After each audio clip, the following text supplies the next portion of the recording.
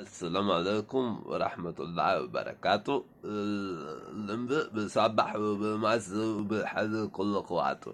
مساء السعادة والروقان على كل متضايق وزهقان.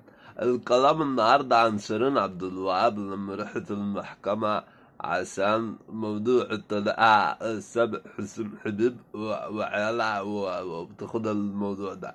الموضوع ده بقى فيه تأثير كبير يعني. ما شوفوني انا والنوسة انفصلنا في هدوء وقدامنا جميل الله ومش عارف ايه وفي الحق يعني عم مظبط الدنيا معاه ودي معاه. دي أصالة الزوجة المصرية الأصيلة. مش اللي انتوا عاملينه ده واللي تراك يا عم حزنون في الموضوع ده. بسم الله ما شاء الله كده يا عم. هو ما انا وجرمين اهو متفاهمين. احنا الاتنين كابلز ثنائي ابن لذينة، فاهمين بعض، بنفادي المشاكل ونصلحها. مش هوب ايه زعلني اروح ضارب لي. لا ما ضربليش سطر انا.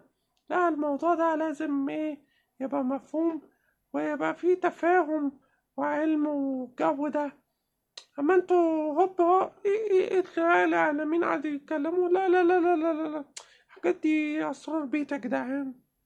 لو عجبكم المحتوى اعملوا لنا اشتراك، فعلوا الجرس، لايك، ورأيكم في تعليق، شير. اقول قولي هذا استغفر لي ولكم. سلام.